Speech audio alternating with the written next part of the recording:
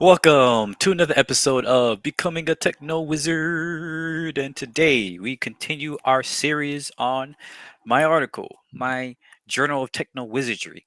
This one was, of course, a new story of humanity, a kind of compendium on how to change the world for the better. Um, so, if you recall, throughout this section so far, we've been talking about human nature and debunking human nature and showing why our many of our current ideas around human nature is kind of delusional and makes us, very much misunderstand how and why we're here, right?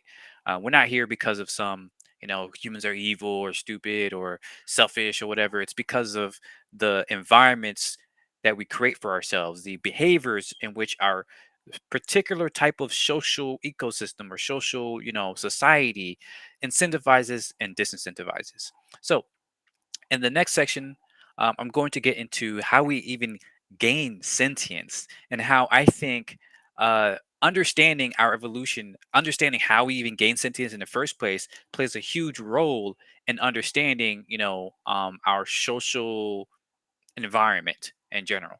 So, I mean, that's basically what I say in the first sentence. Without further ado, I don't know what else I'm gonna say after that. I don't know. Anyways, understanding evolution is a key tool to understanding human nature. As humans evolved from chimps into hominids, we gained the ability to create social relationships. There are countless theories and books that all agree, at the very least, how being social was and is humanity's biggest advancement. The ability to socialize with each other is pretty much the only thing we do better than every other animal on this earth. And being social is pretty much the reason why we are able to create technologies through the sharing of information. Um, and this is why I think this age that we're living in today, this age of information technology, is so incredibly pivotal because this is the first time where we're taking information and turning it into a thing, a world in and of itself, right? Before we had to do stories and all this other stuff to depend on that, but now we create websites and and whole industries and all this other stuff just based on information itself. So this is a powerful time to be. It's an amazing time to be alive. One of my favorite theories about our evolution is the Female Cosmetic Coalition's theory, otherwise known as FCC. And this one I recently, it's fairly new. Highly suggest y'all look it up, but this is so great. It's really great. I'm gonna break it down here. Highly recommend reading the above article, but a real recap is as follows: Our early pre-hominid ancestors were able to establish trust through eye contact and other members of the species, primarily other females, to watch their kids. And this part alone is so incredible. What people don't realize is that the ability to see the whites of your eyes is extremely rare in nature. Like in the rest of the animal kingdom, you almost never see, the whites of an animal's eyes, right? Because it communicates so much in terms of where you're looking. So whatever, however we came up with this thing, there probably was some mutation, right? It was extremely powerful and it allowed us to do a lot. This freed up mothers to forage for more food, thus allowing their kids to get more nutrition, leading to larger brain sizes. And this is another thing people often get wrong who are like don't actually understand evolution is that we didn't gain bigger brains because we started eating meat. That's not how it happened. We gained bigger brains because we were able to get more food. Period. Right? It could be meat, nuts, fruit. All. This is why we are omnivorous. And this is why we have so many nutrition needs. Right?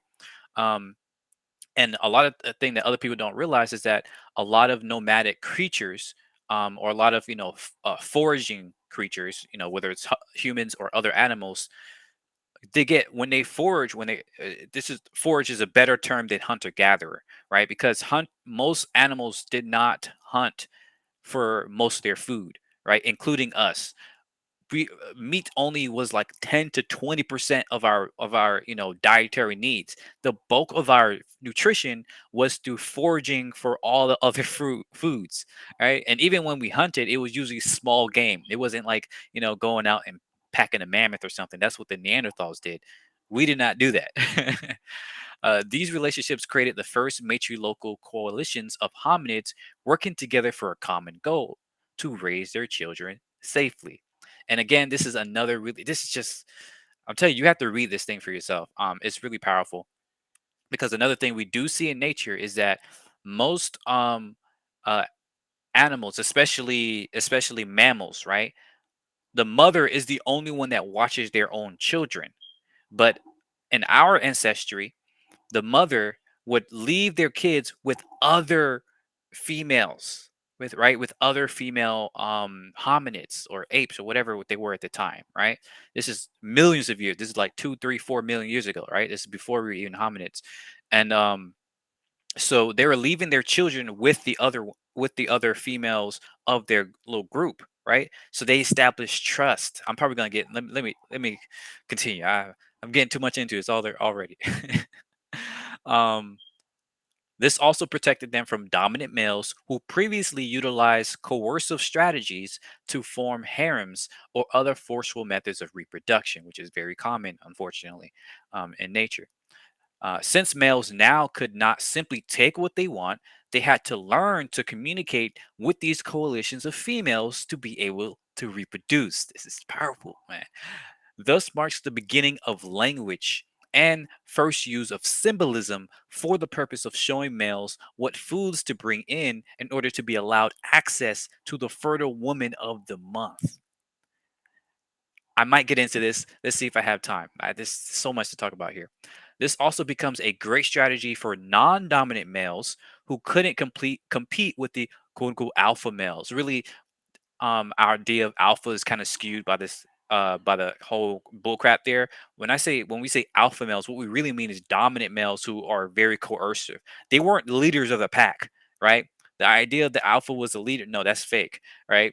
The only alpha you have is the dominant male who uses their brute strength to yank up a woman, and you know, that's the only dominant thing that you have. They were not leaders, right? They were not able to, they didn't have that mentality to lead. They got everything they did through brute strength. And this is why you have this coercion against them, right? Because people didn't, the early animals didn't like that. Even to this day, with a lot of mammals who have this dominant male strategy, many females and other, even non-dominant males, right, would band against them. Right? This is common in the animal kingdom. Anyways, um, hominid species that utilize these matrilocal coalitions more effectively than others were therefore able to out reproduce the other hominids, thus explaining why Homo sapiens were able to beat out Neanderthals, despite the latter being far stronger and more independent. And they might even have been smarter in many ways, right? A lot of the things that a lot of our kind of uh, archaeological data is showing that the Neanderthals might have been fairly smart. Like they had funeral, arrangements and all this other stuff, and they seem to have bigger, skull cavities, and thus indicating bigger brains. Now that doesn't necessarily indicate intelligence per se, but they seem to be fairly smart, at least on par with humans. So how do we beat them out? It's because we were more social, all right? This also explains why and how the earliest rituals were in regards to half animal, half human creatures using red paint. This is so specific. And this is what makes this as a real theory here, because it both scared dominant males and intrigued them, communicating to them the type of animal meat the woman wanted, as well as communicating the state of the menstruating woman, indicating this was the best time to reproduce and they wouldn't have access without their consent. This, I'm telling you, man, this theory is so incredibly powerful. And again, people this is a new theory, right? So that hasn't been disproven yet, but it does have some strong evidence in its pile. Like they make predictions with this. They said like this part here that you can or the about the red color, the red ochre, the red paint. They were actually able to predict where and when you will find the first earliest examples of red paint, and they were able to predict this accurately. So this is a huge point in this favor, and there's a number of other things they're predicting as well. Let's continue. Yeah, this is a long section, so I might not have time to get into it, but we'll see. I'm probably still missing some key elements, but it's an ambitious theory, yet also a falsifiable one. They're already, yeah, see, I just messed. I get too excited. This part excites me so much. They've already won some points by predicting the earliest possible use of art and symbolism. Red ochre on the outside of caves to symbolize menstruation, hybrid animal humans symbolizing the desired animal to hunt, and even female figurines with a large male appendage to symbolize consent to reproduce. So those, those kind of fetish symbols they call them, which is such a bad derogatory.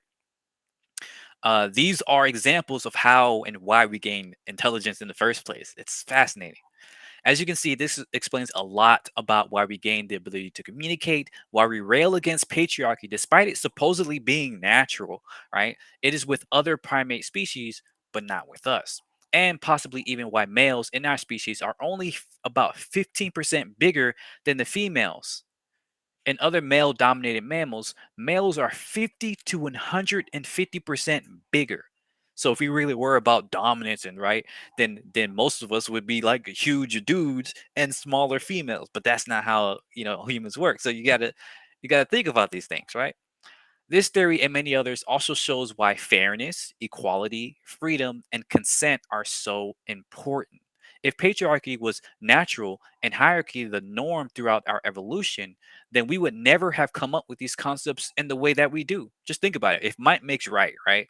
Then why would we ever care about equality? Why would we ever care about fairness and all this other stuff, right? That only happens because that's not how our society works. That's not how our brains work.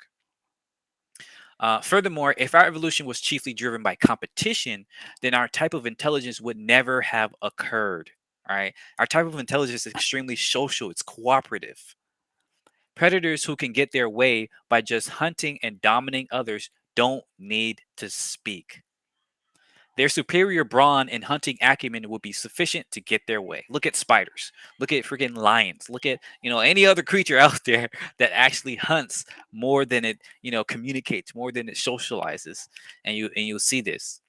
You only need social intelligence if you are physically weaker and have to communicate with others to band together against the dominant ones.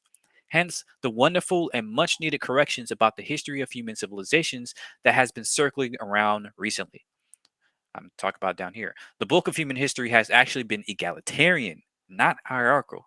These societies were far more affluent on average, as in the vast majority of people in these societies enjoyed all the same privileges. Where I'm sorry, goodness, yeah, I probably should have broke that up better, but yeah, these societies were more affluent on average, were more conscious about how they made decisions, thanks to consensus and cooperative gamification, and were usually longer lived as a society than the neighboring empires, meaning they lasted for thousands of years, while most empires collapsed after a few hundred. You may have heard about the recent book David Wengrow and David Graeber published by the very same topic, The Dawn of Everything. Here's a great interview with Wengrow about it, and I linked to that. Go check it out; it's awesome. However, it's more important to note where the book falls short, and the following video shows how, where, and why it falls short. Uh, there's another great channel. In fact, I highly suggest you watch all the videos on what is politics channel. He does a great job in explaining all of these problems and is a large resource for the entire newsletter article. Indeed, I went through. Oops, sorry, I went through and read like all of or watched all of his channels, all of his videos. It's fantastic. Only 4,000 subscribers. It's criminal. But fantastic, absolutely, and it's beautifully cited. He has a ton of citations, so you can spend all day going through there, like I did. In fact, I already said that. Sorry. Throughout the series, he shows how historically the left was largely about freedom and equality, while the right was about authority and power. He explains how conservatism versus liberalism, that is big versus small government and so on, are sort of cherry picking these ideas throughout the ages, and how equality versus freedom is a nonsensical dichotomy. You need equality to have freedom, and vice versa. Thus why anyone who cares about freedom is technically on the left, and those who care more about authority are on the right. I'm sure people will have much to say about that, but please watch these videos to see what this means. Also, recognize that how left and right is used today are not actually practical or clear manifestations of these ideas. But this newsletter is not about that. Let's continue. And I'll continue tomorrow about what needs to change the problems. But yeah, like this theory, go please go read it. Please go read. It's really well written. It's not too, hard to read, and yet it's also, a great um, you know, uh explanation of our evolution, right? And I've tried to look it up, like debunked, the FCC theory debunked, but there hasn't been anything. It just says like the only thing I sent, oh, it's a new theory. You know, they claim females are important or something like that, right? And you can tell, like you can read the goodness, I forgot the term, but the women hating, right? And those types of things. Like there's no it hasn't been debunked, it hasn't been disproven yet.